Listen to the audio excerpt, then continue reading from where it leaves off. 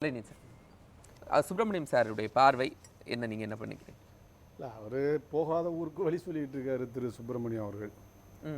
கொஞ்சம் அப்படியே ரீவைண்ட் பண்ணி பாருங்க. உடனே ஃபினான்ஸ் கமிஷனுடைய இதெல்லாம் சொல்றாரு, 15 அள்ளி கொடுத்தது மாதிரி. 14வது ஃபினான்ஸ் கமிஷனில் ஒட்டுமொத்த தென்னிந்திய மாநிலங்களும் 17.98, அதாவது 18% டிவோலுஷன் பெற்று. இதுக்கு முதலமைச்சர் என்ன வியூகம் வச்சிருக்கிறாரு? இல்லைங்க, நீங்க விஷயத்துக்கு இருங்க, கொஞ்சம் இருங்க. ஆனால் 15ல் 14ல் 18%, 15ல் 15% ஆயிடுச்சு. இவர் என்னமோ 15ல் அள்ளி கொடுத்ததா சொல்லிட்டு இருக்காரு. இந்த மாதிரி சரடு விடுறதெல்லாம் நான் பார்த்துக்கிட்டு தான் இருக்கிறேன். டெவல்யூஷனில் அதிகரிச்சிருக்கணும் மாநிலங்களுக்கு, ஆனால் அதிகரிக்கலை. ஏற்கனவே உங்களுடைய அரசின் தரவுகள்லேருந்து அதெல்லாம் நாங்கள் சொல்லிகிட்டு இருக்கிறோம்.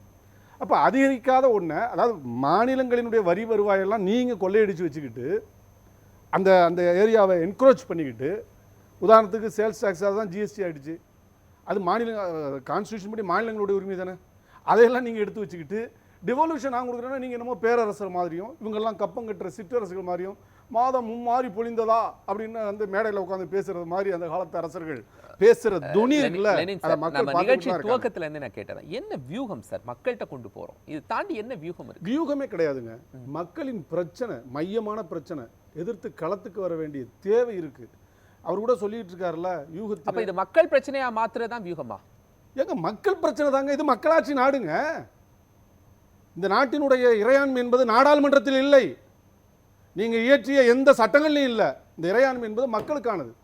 அந்த மக்களுடைய உண்மையான பிரச்சனைகளை தீர்க்க வேண்டிய கடமையும் கடப்பாடும் அரசியல் சாசனம் வழங்கியிருக்கு. நீங்க அதுக்கு புறம்பாக பண்ணிக்கிட்டு இருக்கிறீங்க. உதாரணத்துக்கு சொன்னா, உலகத்தில் எந்தாவது ஒரு நாட்டில் 3 மொழி இருக்குன்னு ஒரு நாட்டை அவர் சொல்லுங்க.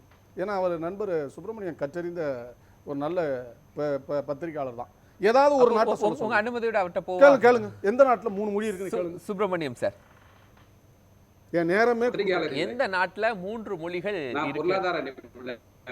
இன்ஃப்ளேஷன் உலகத்தை சொல்றீங்க, பெட்ரோல் விலைன்னா சர்வதேச விலையை சொல்றீங்க. இப்ப 3 மொழிக்கு நான் கேட்கிறேன், எந்த சர்வதேசத்தில் 3 மொழி கட்டாயமாக்கப்பட்டிருக்கு சொல்லுங்க சுப்பிரமணியன். சார், ஃபார்ச்சுனேட்லி இந்தியா என்பது 140 கால உலகம் என்ன சொன்னாரு, எனக்கு கால உலக 22 லாங்குவேஜஸ் அபிஷியல் லாங்குவேஜாக பதியப்பட்டிருக்கிறது. அப்படி இருக்கும்போது இங்க உள்ள மக்களுக்கு அவர்களுக்கு வேண்டிய லாங்குவேஜை சொல்லிக் கொடுப்பது எனக்கு கேட்டுக்கொள்வது. சரி, அவருங்க 1937 இந்திய திணித்த போது ராஜாஜி கடுமையான எதிர்வினை ஆற்றினார்கள். அப்போ 40ல் ஒரு வெள்ளைக்கார அரசு தான் அதை நீக்கியது. அதற்கு பிறகு பக்தோச்சலம் பீரியட் 60களில் வருது. அவர் இந்தியை கொண்டு வந்தபோது அந்த அமைச்சரவையின் கீழ் இருந்த ஓவி அழகேசனும் சி சுப்பிரமணியமும் அமைச்சர் காங்கிரஸ்காரர்கள் ரோசத்தை வெளியில் சொல்லி தங்கள் ராஜினாமா பண்ணாங்க. தமிழ்நாட்டுக்கு அவமானம். ஆனால் பாஜக நண்பர்களும் அதுக்கு ஆதரவாக பேசக்கூடியவங்களும் தமிழர்கள் தான். ஆனால் அதுக்கு வக்காலத்து வாங்கி பேசிட்டு இருக்கா பாருங்க. குறைந்தபட்சம் ஒருத்தர் கூட இது தவறுன்னு சொல்லக்கூடிய இடத்துல இல்லை பாருங்க. அதுதான் தமிழ்நாட்டுக்கு இருக்கிற மிகப்பெரிய துயரமாக நான் கருதுறேன். நான் என்ன சொல்கிறேன், 22 அட்டவணைப்படுத்தப்பட்ட தேசிய மொழிகள். நீங்கள் வந்து பிராந்திய மொழி அல்ல தமிழ், தமிழும் தேசிய மொழி தான். இந்தி என்ன தேசிய மொழியா? இந்தியும் பிராந்திய மொழி தாங்க. 4 மாநிலத்தில் பேசுகிறோம், அவ்வளோதான். இப்போ நாங்கள் 2 மாநிலத்தில் பேசிட்டு இருக்கிறோம். இன்னும் சொல்ல போனா உலகத்தில் 56 நாடுகள்ல இருக்கு. ஹிந்தி கட்டாயம் இல்லை, சமஸ்கிருதம் கட்டாயம். ஜி.கே. நாகராஜன் ஊருக்கெல்லாம் உபதேசம் சொல்லுகிற, நாகரிகத்தை பற்றி பெரிய விவாதத்தை எல்லாம் சொல்லுகிற ஜி.கே. நாகராஜன் உங்கள்ட்ட நான் கேட்கல, விவாதத்துல பேசிட்டு இருக்கேன். உங்கள்ட்ட கேட்கறதுக்கு எதுவுமே இல்ல. நீ சொன்னது எல்லாமே பேத்தல். பேத்தல் எல்லாமே அதுல தனிப்பட்ட தாக்குதல் வேண்டாம். காங்கிரஸ் கட்டாயம் என்னுடைய கேள்வி திரும்ப அதுதான் 22 மொழிக்கும் நிதி ஒதுக்கணும்ல. தமிழுக்கு 74 கோடி ஒதுக்கிருக்கீங்க. அது சமஸ்கிருதம் 1400 நீங்க இந்தி கட்டாயம் கோடி ரூபாய் ஒதுக்கி இருக்கிற நீங்க சமஸ்கிருதம் கேக்குறீங்களா? ஒரு கேள்வி. அவருடைய நேரத்துல அவர் பேசுறாரு, நிதி ஒதுக்கீடு முழுக்க அங்க வருது. ஏன் நிதிக்கு வரபோது சமஸ்கிருதத்துக்கு போகுது, நிதி அதிகமாக ஒதுக்கப்படுவது ஹிந்திக்கு போகுது? நான் ஒண்ணு சொல்றேன், இன்னைக்கு ரயில் இருக்கு, நாகரிகம் இல்லாத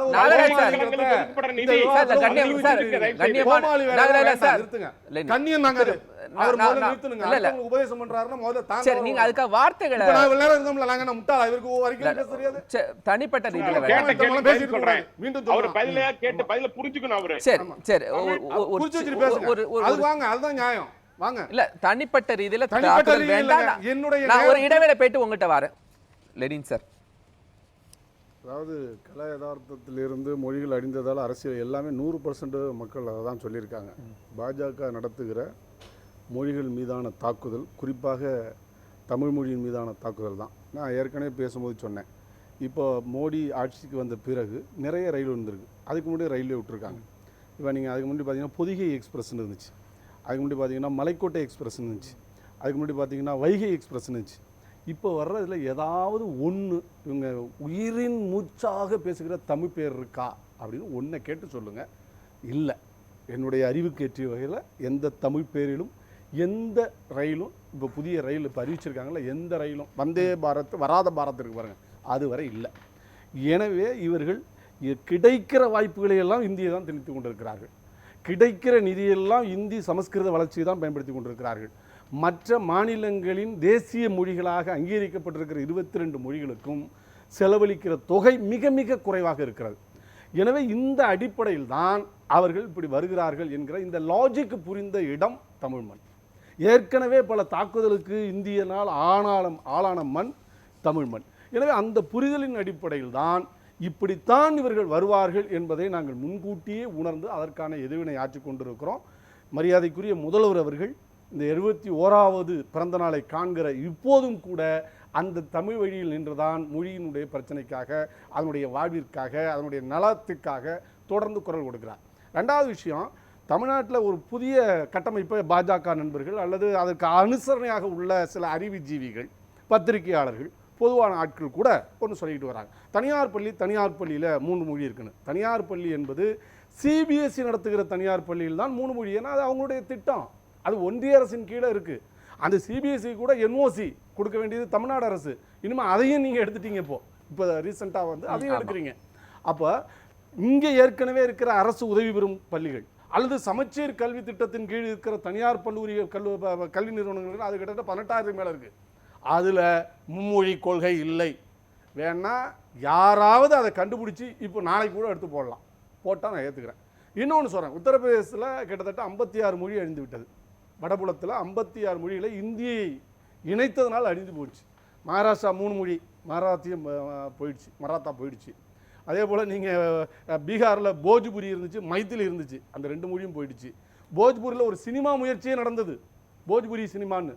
இன்றைக்கி அதெல்லாம் ஊற்றி குடிட்டாங்க. இப்போ வந்து பாலிவுட் முழுவதும் பம்பாய் வந்து மராத்தா பூமி, அதுக்கான இந்தி பட உலகினுடைய தலைமையிடமும் அதுதான். அப்போ ஏன் மராத்தா இப்போ நம்ம தமிழ்நாடு இருக்கிறது, ஒரு காலத்தில் இங்கே வந்து தெலுங்கு படம் இங்கே தான் எடுப்பாங்க, மலையாள படம் இங்கே தான் எடுப்பாங்க. இப்போ தமிழ் படம் மட்டும் தான் எடுக்கிறாங்க. தெலுங்குக்கு ஒரு தனி இடம் இருக்குது, டேலிவுட்டு போயிடுச்சு, டோலிவுட்டுன்னு போயிடுச்சு, அங்கே மாலிவுட்டுன்னு போயிடுச்சு. அப்போ அந்தந்த மாநிலங்கள் பிரிந்த பிறகு அதையும் மாற்றிக்கிட்டாங்க. அங்கங்கே முயற்சி இருக்குது. இது மாதிரி ஏன் இந்தி திணிக்கப்பட்ட எந்த மாநிலத்திலும் இல்லை, குஜராத் உட்பட, ஏன் ராஜஸ்தான் உட்பட. ராஜஸ்தானி மொழி ஒரு அருமையான மொழி, அதெல்லாம் அழிஞ்சு போச்சு இல்லை. அப்போ இவை எல்லாம் கையிலேயே ஒரு எவிடன்ஸ் இருக்கிற போது நீங்கள் எவிடன்ஸ் வேணும்னா ஏன் நீங்கள் கேட்டுக்கிட்டு இருக்கீங்க? அப்போ நீங்கள் கேட்பது நோக்கம் என்னென்னா, இந்த விழிப்புணர்வை மழுங்கடிக்க வேண்டும் என்று விரும்புகிறீர்கள். நீங்கள் தமிழுக்கு என்ன ஆற்றுனீங்க சொல்லுங்க பார்ப்போம். நான் கேட்பது என்னென்னா, இப்போ தமிழ்நாட்டில் தமிழும் ஆங்கிலமும் இங்கே கட்டாயமாக்கப்பட்டிருக்கு. அதன் விளைவு என்னென்ன? இன்றைக்கி தமிழ்நாடு தமிழர்கள் உலகம் முழுவதும் பரவி இருக்கிறாங்க, எல்லா இடங்கள்லையும் பணியில் இருக்கிறாங்க. நீங்கள் சொல்கிற ஹிந்தியை மட்டும் படித்து விட்டால், ஹிந்தியை படித்திருந்தால் இவங்க இந்த நிலைமைக்கு அடைந்திருப்பாங்களா? மாடர்ன் எஜுகேஷன் வர்றபோது, சயின்ஸ் அண்ட் டெக்னாலஜி இல்லை இருங்க, சயின்ஸ் அண்ட் டெக்னாலஜின்னு வர்றபோது உலகத்தின் முதல்ல வந்து சயின்ஸ் அண்ட் டெக்னாலஜி எந்த மொழியில் வருது? ஆங்கிலத்தில் தான் வருது. அடுத்து அதை தமிழ் படுத்தணும், அது நான் ஒத்துக்கிறேன். தமிழ் படுத்துவதற்கான இப்போ பெரிய குழுவே போடப்பட்டிருக்கு, வந்துக்கிட்டு இருக்கு. அதை இன்னும் தொழில்நுட்பங்கள் இலகுவாக்கிடுச்சு. கூகுள் டிரான்ஸ்லேஷனில் போனீங்கன்னா எல்லா மொழியிலிருந்தும் நீங்கள் டிரான்ஸ்லேட் பண்ணிக்கலாம். அப்படி இருக்கிற இந்த காலத்தில் நீங்க வந்து ஒரு மொழியை திணிப்பது என்பது உண்மையில் ஒரு பண்பாட்டு படையெடுப்பாக நாங்கள் பார்க்கிறோம். இதுல ஒரு பொருளாதார நலனும் உங்களுக்கு இருக்கிறது. அப்ப இந்தியா என்பது ஒரு யூனிக் நாடாக, ஒரு யூனிஃபார்ம் கொண்டு வருவதற்கான யூனிட்டியின் டைவர்சிட்டியும் தான் இருக்கு. டைவர்சிட்டியை நீங்க பாதுகாப்பதன் மூலம் தான் இந்தியாவுக்கு யூனிட்டி இருக்கு. யூனிட்டி வித்தவுட் டைவர்சிட்டி என்பது நீங்கள் விரும்புகிற இந்துத்துவ ராமராஜ்யத்துக்கு உதவுமே தவிர எங்களை போன்ற அல்லது பல மொழி பேசுகிற, பல பண்பாடுகள் இருக்கிற, பல பழக்க வழக்கங்கள் இருக்கிற, நான் வந்து இவ்வளவு நேரம் பேசலைங்க, இதான் எனக்கு வாய்ப்பே கொடுத்துறீங்க. மற்ற எல்லா பண்பாடுகளையும் ஆழ குழி தோண்டி புதைப்பதற்கான ஒரு விஷயமாகத்தான் இருக்குமே தவிர ஒருபோதும் சரி, இது மொழியினுடைய வளர்ச்சிக்கு உதவாது. சுப்ரமணியன். எனவேதான் இந்த விஷயங்களை பொறுத்தவரை நாங்கள் ரொம்ப ரொம்ப தெளிவாக இருக்கிறோம். நவோதயா வந்தபோது ஏன் நாங்க ஏத்துக்கல? ஒண்ணே ஒண்ணு காரணம்னா மும்மொழி கொள்கை தான். சரி சார். இல்லைன்னா நவோதயா எங்களுக்கு ஒன்றும் எதிரானது இல்லை. நன்றி. அது மாதிரி தான் இப்பயும். அப்ப நீங்க இதையெல்லாம் கவனத்தில் எடுக்காமல் தொடர்ந்து நீங்கள் ஏதோ புலி தூங்கிக்கிட்டு இருக்கு, அதனால வாழை பிடிச்சி இழுக்கலாம்னு நினைச்சீங்கன்னா புலி பாயும். அதான் நடக்கும்.